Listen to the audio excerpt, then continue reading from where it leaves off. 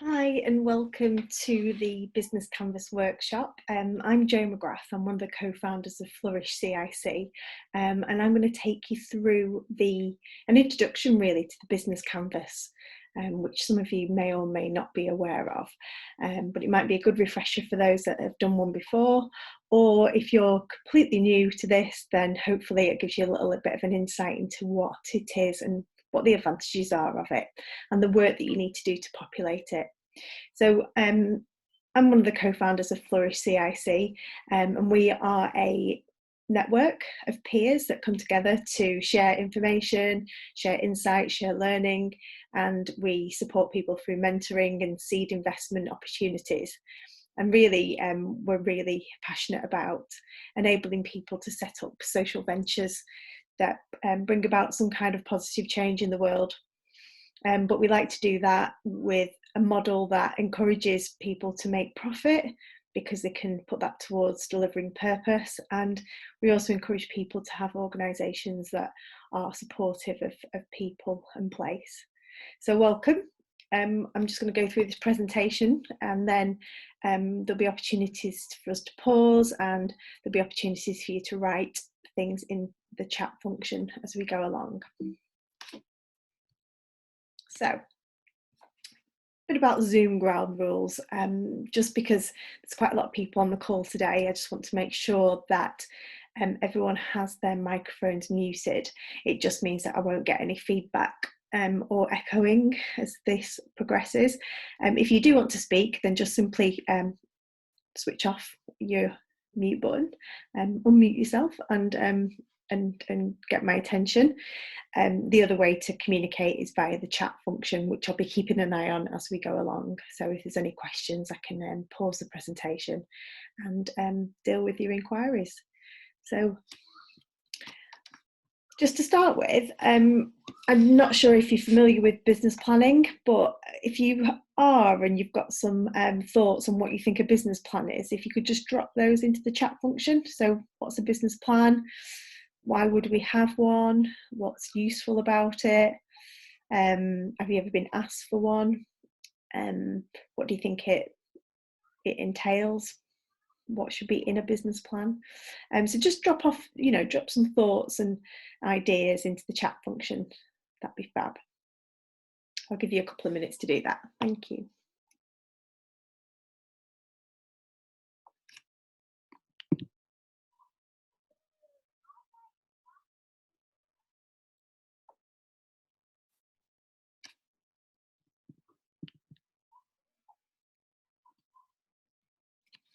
That's brilliant, thank you.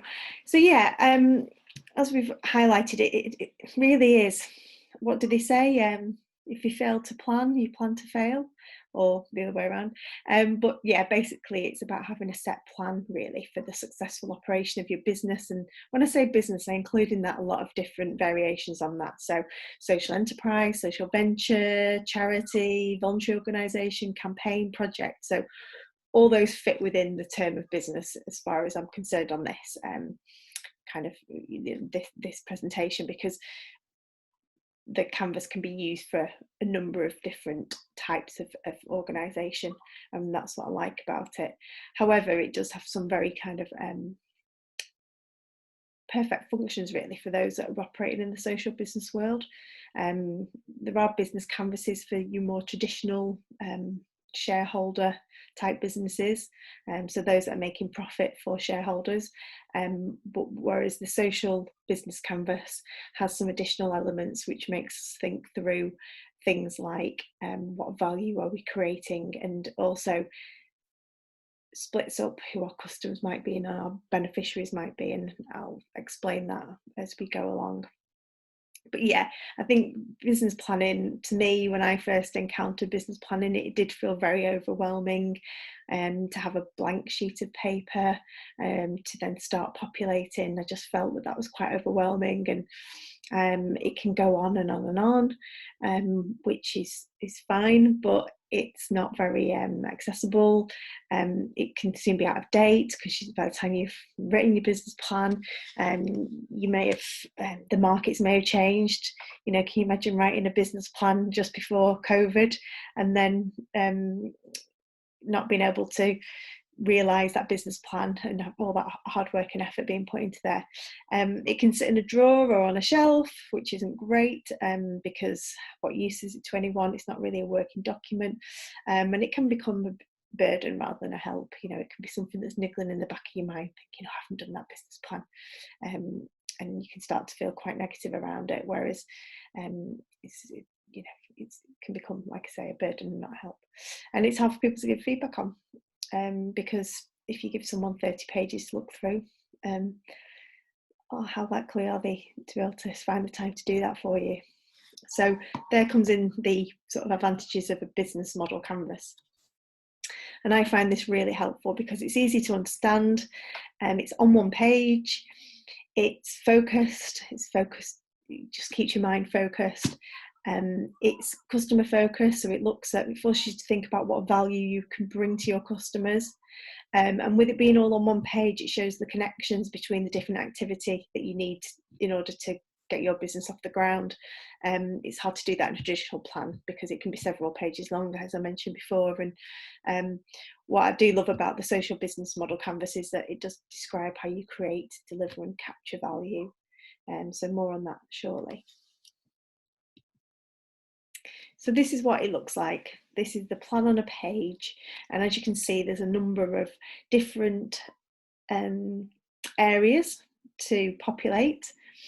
And what I like about it being on one page, you can have it up on the wall, you can walk past it, and if you've got an idea or something changes in your thinking, you can just quickly access it and just scribble down some ideas. You could put it in a shared space where some of your people, family or friends or other colleagues or peers could, have a quick glance at it and give some feedback. You can use it with your customers and your beneficiaries to test some of your thinking. Again, you wouldn't expect them to go through a 30-page business plan, but with this you can quite easily get some feedback on some of your thinking, and I just find it really helpful. And I know that it can feel less overwhelming than some of the traditional business planning processes. So it has got a corporate ring to it, business model, and it's not a language that the social sector historically has been friendly with, let alone fond of. But if you think about it, creating, delivering and capturing value is precisely what social entrepreneurs do. Let's face it, it's a business model. It's the engine for a sustained earned revenue, which is what most social entrepreneurs need.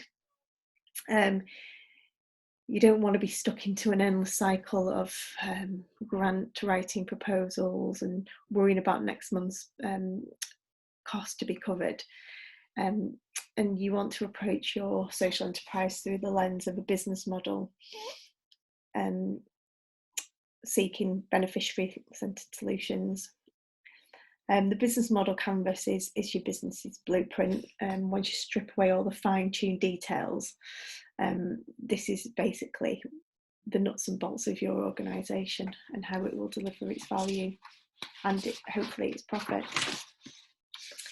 So what I like to do is start with the customer segments, which is the fourth one along, fourth column along, and that's segments, it says, but that means your customer segments. And what's interesting is a traditional business would just look at who its customers were. So who's going to buy my product? I'm going to sell widgets and my customer's going to buy widgets. So what kind of customer buys my widgets? Whereas with a social business, it can be quite different in that you've got two sort of masters to serve, as it were.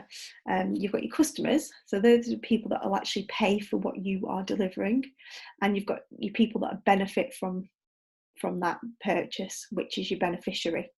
So if I give you an example, I might offer a service to people trying to re-enter the workplace.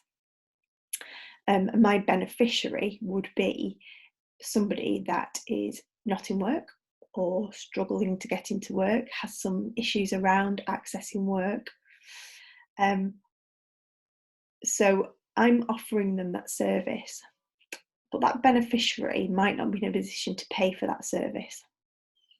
But I might have a business that is looking to have a more diverse workplace, and they are really struggling to engage that customer group because they don't know how to work with people that have got long-term health conditions. They don't know how to work with people that have maybe been in temporary accommodation.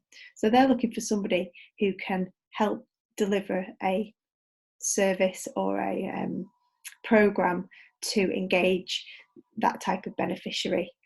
And the customer might be a private sector business, it could be a bank, it could be somebody, whoever it might be, but they are the ones who are going to pay for my service. The beneficiary won't. To the beneficiary who accesses my service, that service will be free. So we need to be really clear on who our customers are and our beneficiaries are. So who are the people or organisations who are going to pay to address this particular issue? And then that leads on to the value proposition of what you're trying to sell. To the beneficiary, it'll be, are you a trusted person to work with? Do they like the way that you work? What's the value that you'll bring to them? Will you get them back into employment? Are you able to support them through that process? To the customer, they'll be more keen on, what are you trying to solve for them? So you might be trying to solve their staff diversity. So the customer might be somebody within the HR department or somebody on recruitment side of the business. So they're your customers and they're looking for a different proposition. Of course, they would like to see diverse people back into workplace, but what they're probably looking for as a customer is how do you help them save money on recruitment costs, because it's quite difficult and expensive to engage a particular type of beneficiary. Hopefully that makes sense and it's a good example, but I think we'll take a pause there for questions.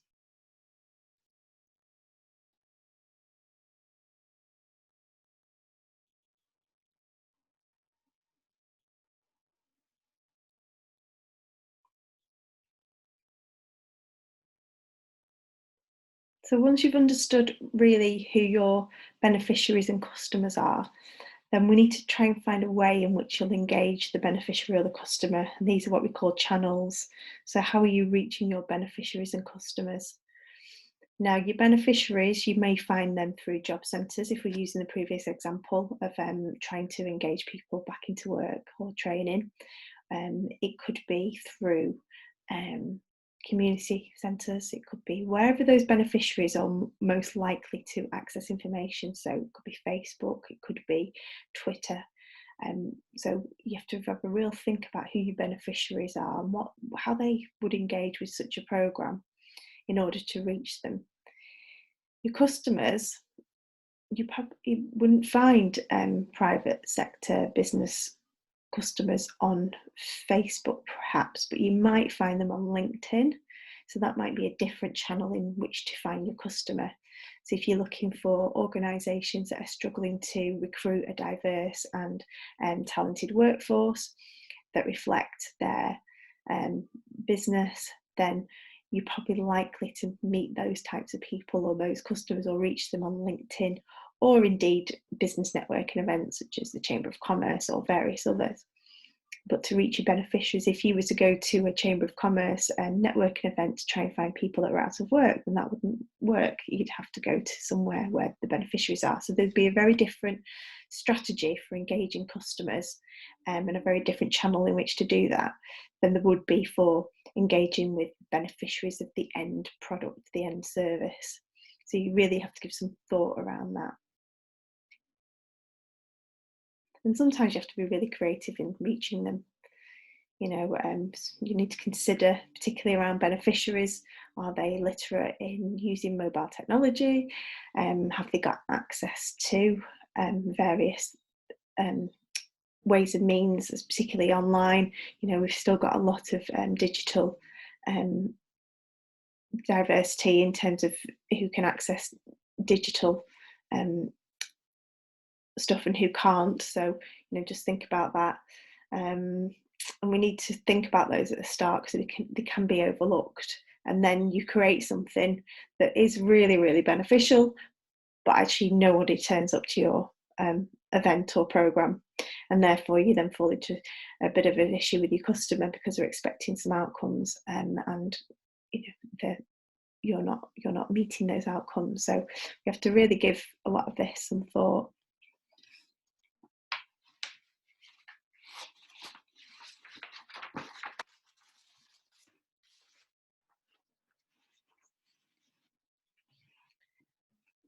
So we've done segments, so we've had to think about who our beneficiaries might be and who our customers might be, and then we've looked at some of the channels in which we could reach them. We're going to go now to the first column, which is around key resources. So how are we going to get this business off the ground? What do we need in place to do that? And it's really good to think about this in the sense of what people do you need around you? If you're a one-person band, you know, are you going to be able to do this all on your own, or are there some key people that you need? Have a little think about what your skill set is. You may be great on the comms, marketing and sales side of things, but you might not be brilliant on the finance or legal aspect. So what are the key resources that you need in terms of people to get this idea off the ground? So would you be looking to set up a trustee or working group to work with you on that, and what types of skills are you looking for? Do you need to access some in-kind support, perhaps potentially from people with professional skills, or do you have the finances to buy that support in? You know, and that leads us to the question of finance. If you're a startup organisation, do you need some startup funding, and what does that look like? Is that grants? Is that you running a crowd fund to do that? Do you need some premises to work from, or can it be done remotely, or are there any other needs that you need to get this to run your activities? Is it that you could maybe get some in-kind support in terms of venues for where you run your activity? So really have a good think about what key resources you'd need to access in order for you to make this a success. And that can really help identify maybe some of the key partners and key stakeholders. If we look down to the next box underneath key resources, you know, who are the groups that you need to involve in order for you to deliver your activities? You know, it can sometimes really help save money and time if you've got some key partners, particularly if you're looking for beneficiaries to be referred into your programme. Rather than you going out cold, you know, finding organisations that have got a trusted relationship, or you're already accessing some of the services. So for example, you know, I might be, if I'm running a program to help people back into employment or training, I could work with, for example, SmartWorks, which is an organisation that provides people with the kit and the clothes to access, to go to job interviews and things like that. So thinking creatively about who are the key partners and who are the key stakeholders that you need to access in order to help you deliver it. And it says here that do you need special access or permissions? So it might be that if you're working with a particular target group, that you might need to provide some assurances to that target group that you're able to work with them. So for example, if you're working with vulnerable adults or vulnerable children, you'll need permissions to work with them, and you'll need some obviously DBS check and various other safeguarding policies to enable you to work with those groups. So it might be that you also need in key resources, it might be that you might need some specialist knowledge or training or qualification. I know I've spoken to a number of people before who are looking to explore and work in the health and wellbeing field, and they were looking for kind of some training around how to be a holistic practitioner, or for example, if you are looking to set up a food related project to engage people, there's things that you'll need in place around food hygiene and various other resources to enable you to do that. Now we'll move on to key activities. So what program or non-program activities will your organisation be carrying out? And this is making sure that the activities that you deliver do bring value to the customer. Because if your activities aren't bringing value to the customer, you should really consider about why you're doing them. So as a social entrepreneur, you'll be accountable to a wide range of stakeholders. So ensuring that key activities are that they drive your intended impact, then that's key. Because sometimes you can be overwhelmed by opportunities that come your way, and you can start delivering key activities that don't really align with what your mission and vision is. But you do them because people have asked you, or there's a need and there's some money there, there's a grant to enable you to do that, and you get mission drift. So just make sure that all your key activities are, driving through that value that you said you would create. So the other one linked key activities is what type of activities. So is your activity, what type of intervention is it? So for example, going back to the example of setting up a program for people that are out of work, then what is my intervention? Am I trying to change public policy around that? Well, therefore, if I am, then I need to be really clear on that, and I need to understand how I'm going to do that and what that business model might look like. Is it that I'm going to run programs to put people through to give them the skills, confidence and capacity to go back into work? Because that would be a very different intervention to changing policy. So what is it? Is it a workshop? Is it a service? So for example, if I was trying to change public policy, it could be I could be selling my consultancy services because I understand that target group very well, so I can be a consultant on whether policy and rhetoric actually work in practice. So it could be more of a consultancy and advocacy model. Or am I actually going to be physically in a room with people that are out of work and helping them through a programme to get them back into work? And that could be a workshop or a programme. Or is it a product? So am I going to sell a pair of shoes, and with every pair of shoes I sell, I'm going to provide a pair of shoes to somebody going into a job interview? Is that the model? So there's very different types of interventions which will play out into different models and different ways of understanding what your cost structure is going to be and what the likely revenue the income is going to be for your organisation. So it's really important to work through those. What types of interventions am I going to deliver? What is the format of those? So revenue streams.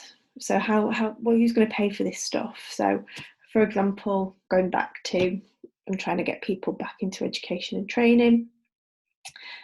One income stream could be that there are grants out there to support people back into education and training, such as like the WEA community European grants. So that could be one source of income, that I get paid £20,000 from WEA and I then deliver a programme.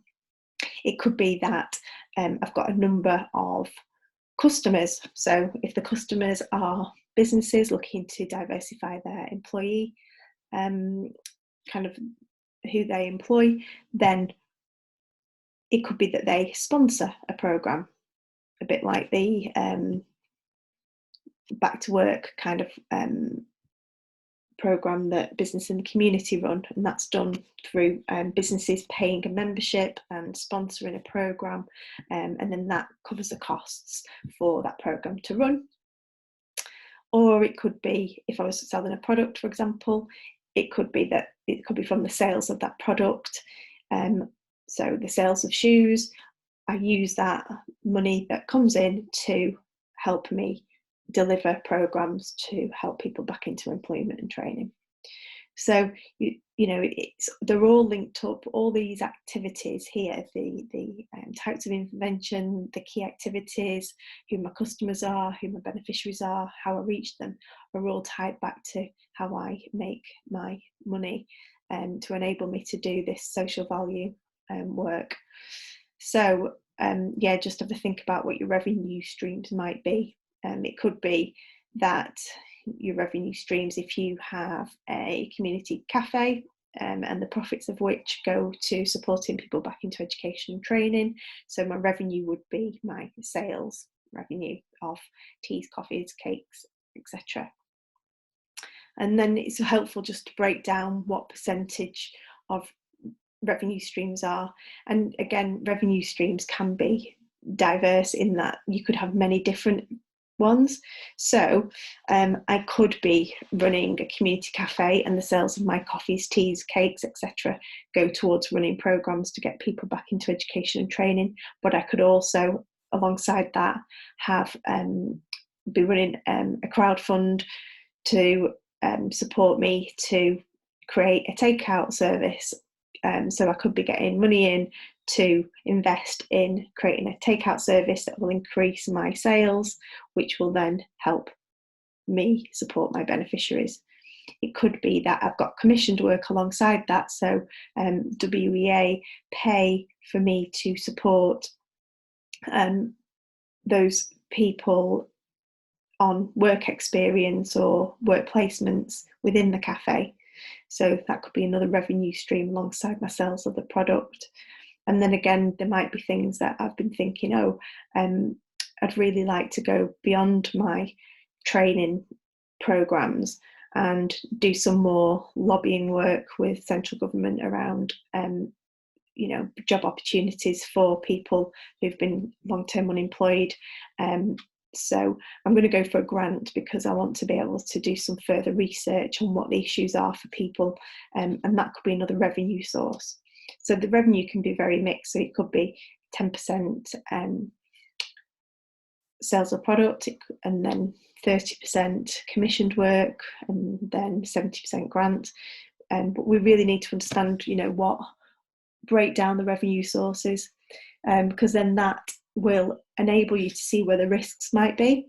So if you've got your revenue sources are all kind of 80% grant and 20% trading income, then once those grants run out, you're going to find yourself with a big hole in your finances, in your opportunity to earn. So, and it might be that this changes over time. So just to start up, it might be heavily grant dependent, but you have a plan to increase your trading income. So you could initially, if you're going to start up a cafe that supports and provides job opportunities for people out of work, your revenue at the beginning of the venture, when you first start it up, could be a number of grants. But with the view that once you're established and you start creating more sales of your product and services, that it flips. So it could be 80% grant to start with, 20% trading, with a view that after 12 months it'll be 80% trading and 20% grant. And then you need to look across to the left-hand side and think about what your cost structure might be. So what are the biggest expenditure areas for your idea? Is it going to be spending money on people's salaries, people to deliver the programme? Or is it going to be on creating the product? Is it going to be on the building to house a cafe, so stock and rents and things like that? And how do they change as you scale up? How do they change as you grow the business. So it's lots of things to think about there. And I think we'll just take a pause now for any questions.